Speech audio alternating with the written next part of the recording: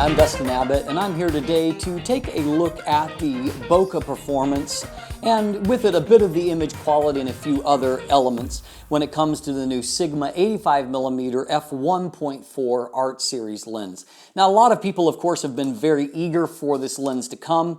I'm being a little bit more critical overall of this lens when it comes to the image quality performance, because its very size and dimensions means that Sigma has gone kind of all out for optical performance. You're certainly not going to be able to call this a small or easy to bring along lens. It shouldn't have any compromises size-wise to achieve its image quality.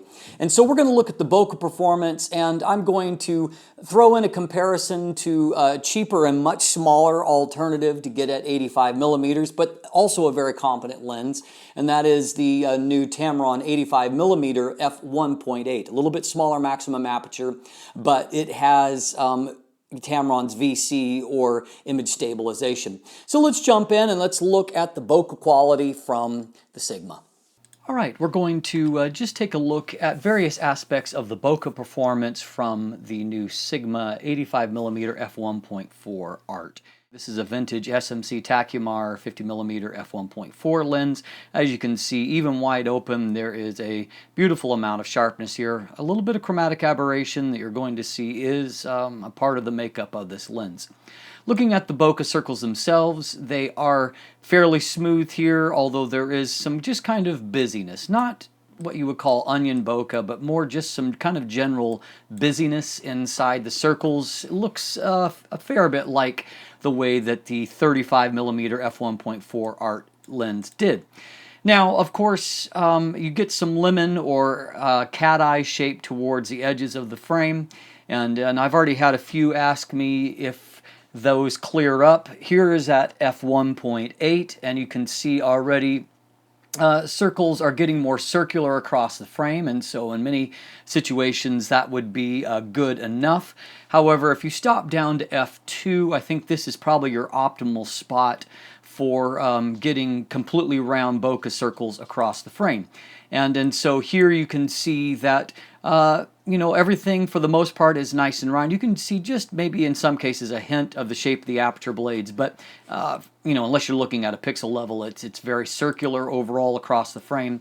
That busyness is still there, and there is a bit of an inner line on the circle, but I don't think that it's overly strong pronounced here.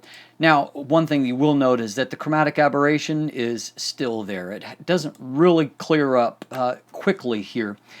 Now, if we go down to f2.8, while everything remains circular, you can definitely start to see the shape of the aperture blades more here. The overall impression is circular, but it kind of seems like it's heading towards the nonagonal shape that the 9 aperture blades will produce. At f4, of course, now you've got more square edges, and so you can see the shape of those blades. There's also just a little bit of, you know, the beginning of the kind of stars starting here, and so kind of some light bleed around the edges. And that inner line, in some cases, is obviously more pronounced here. And if we go down now to f5.6, you'll see that you know, definitely more of that kind of light bleed starting to take place at these bright highlights. This is kind of another recent competitor. It's the new Tamron 85mm f1.8. And so a few things that I am going to point out here. Overall, the shape towards the edges is actually a little bit better with the Sigma. This is at f1.8 for the Tamron, and if I change this to f1.8 for the Sigma, you know, you get an even better result from the Sigma. However, if we do look closely here, we're going to see a couple of things. Number one, the inside of the Tamron's bokeh circles is much smoother. There's less kind of overall busyness in them, and so, you know, particularly towards the center, but even a bit here out on the edge, it's just a little bit less pronounced. There's also not really, you see some green fringing along the edge here, not present there on the Tamron result. Also, if we look at our actual subject, while there's a little tiny bit of chromatic aberration on the Tamron Tamron. In other tests, I've also seen that it clears up much more quickly than what it does on the Sigma. But kind of the key thing I want you to notice here is the camera is on a tripod, camera position is not moved at all. Both of these are now at f1.8. And you'll notice, however, that the framing is definitely tighter with the Tamron. And if we look close here, you can definitely see that our main subject fills up much more of the frame than what it does with the Sigma. And so that comes down to the fact that the Sigma, it isn't probably a true 85 millimeters. I would say it is a few millimeters short of that. Let me give you a case in point. Even at infinity here, if we look at this image here, we have the Sigma on the left, the Tamron on the right. So if you look out towards kind of the edge of the frame, let's look over here, for example, you'll see that there is much more space on the frame. It's not framing as tightly with the Sigma as it is with the Tamron. And down here in the corner, you can see the snow level and the start of this tree. The tree here is, you definitely can't see the snow at all. It's all within the frame. Other corner, you can see on the Sigma, you can see this long branch. Here on the Tamron, you can only see just the faintest hint of it coming into the frame. And likewise, if we look on this edge of the frame, we can see that there is a tree that you're starting to see on the Sigma that just isn't there on the Tamron. And so the Sigma is a little bit short of 85 millimeters, I would say. I just want to go back for a second and throw up the comparison between the two of them at f2. Just note that that shorter framing of the Sigma means that here at equivalent aperture and equivalent distance from the subject, the bokeh circles are actually quite a bit bigger and softer from the Tamron, and that really comes down to that difference in focal length. One advantage that I will give to the Sigma overall here is that really at no aperture, at least wide aperture, does the bokeh circles actually become completely round across the frame with the Tamron, whereas here we have a good example of it doing so with the Sigma. I just wanted to point that out because I know that it is a big deal to some of you, that you really want to see circular bokeh across the frame if you've got highlights like this. So if that's really a big deal to you, although the Sigma does have some limitations when it comes to this, that's certainly an advantage and might be helpful to you. Okay, let's look at less of a highlight type situation and just look at kind of some more of a real-world kind of bokeh. And so this is a comparison that I often use. So we'll illustrate a few things about the Sigma here. So, of course, even from f1.4, very sharp, but you can see some of that longitudinal chromatic aberration that's there, also some green kind of bokeh fringing on later here. Stopping down to f1.8, you can see an improvement of kind of overall vignette being cleared up. But if we look here, there's still some issue with that chromatic aberration that's there. And stepping on down now to f2, of course, still some CA there, still some of that green fringing there. Overall, back here, I think that if we look back for a second, it's I would say that's pretty nice and soft overall. Now at f2.8, there's still just a little bit of that, CA that's there, which I'm a little bit disappointed by. Okay, if we put these two side by side, Sigma on the left, Tamron on the right, you can see, first of all, that the Sigma really excels when it comes to a lack of vignette. It has that huge 86 millimeter front element, but it does pay off here. The Tamron has a much, much smaller 67 millimeter front element, which certainly has its advantages when it comes to filtering. But here you can see the Sigma's advantage is that it has extremely low vignette for an 85 millimeter f1.4 lens. And so and it certainly makes a difference in the overall brightness of the image. On the negative front here, while both of these have a bit of that purple fringing, it's clear that the Sigma's is wider. And while you can see some of that kind of green fringing on the Sigma, it's really not there for the Tamron, and so that certainly is an asset for the Tamron. Now, if we stop the Sigma down to f1.8, number one, you can see that the advantage in vignette gets even greater. At this point, I would say that that's pretty much perfect to me. I can't imagine a situation where you would want less vignette than that, and so fantastic job there. Still here, you can see that the chromatic aberration is stronger on the Sigma. In fact, if I stop the Sigma down to f2, you can see that only really at this point is it starting to equalize. In fact, it's probably still a little more pronounced than it is on the Tamron, and the Tamron's still wide open. Now with them both compared at f2.8, as I've already pointed out, the Tamron, it does frame tighter than what the Sigma does. The Sigma is probably not a true 85 millimeter. At this point, I would say that the Tamron still has a very slight bit of vignette at f2.8. The Sigma, of course, has long put that behind it.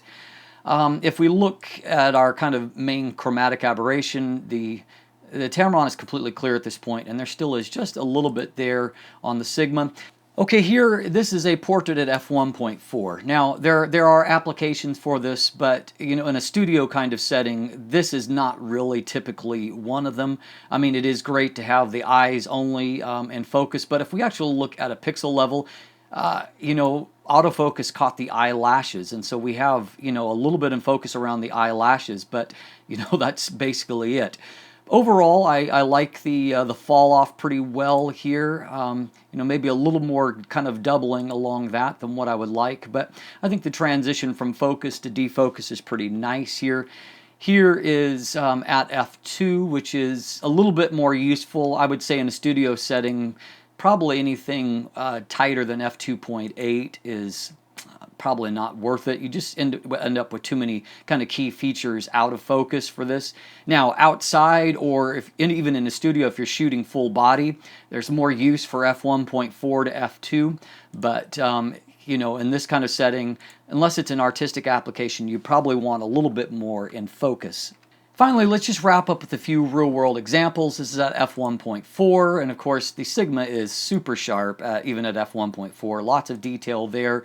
And here, even though the background is, it's about probably between 15 feet here to about 20-25 feet here, you can see that most of it has just blurred away nice and soft. Likewise here, this is shot at f2, and so just, you know, fantastic sharpness on the subject. And then our defocused area, nothing really looks too distracting here. I think that the bokeh there is pretty nice overall. And then finally, this is back to f1.4, and so, you know, obviously a very shallow plane of focus right along the edge of this bench. You can see a little bit of that green fringing that's there in the bokeh region.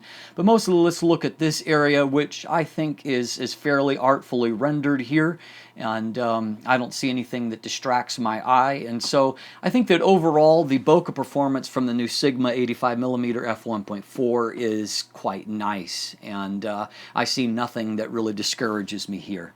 So as you can see, the Sigma does produce very nice bokeh, and I think very important to a lot of people will be the fact that you can, at f2, get very consistent circles all across the frame, something that you cannot do with the Tamron. That being said, although the lens is much bigger than the Tamron, it actually is not a true 85 millimeters, and it comes up a little bit short, and short enough that it's quite obvious both at shorter focus distances and then all the way out to infinity. On top of that, the Sigma does exhibit some chromatic aberration. At the same time, I don't want to be too critical of that CA in the sense that I do believe that it's fairly easily correctable. But on top of that, I find that sometimes in the process to try to completely limit chromatic aberration, in some cases, lenses kind of lose some of their soul at the same time. And some lenses that have really beautiful rendering, you know, one prime example is 85mm f1.2L Mark II from Canon. It has loads of CA, and yet it has the kind of drawing and rendering that people rave about. And so I'm not necessarily put off by the fact that there's still some chromatic aberration left in this lens, because it may end up being a net positive when it comes to the image quality. But, you know, that will be something for you to determine.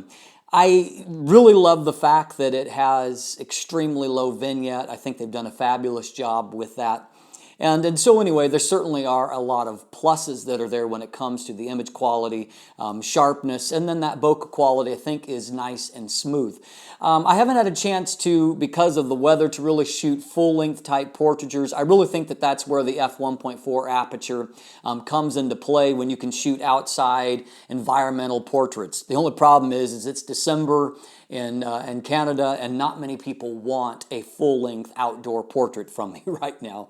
Anyway, so that may have to be tested by someone else or by myself at another time in another place.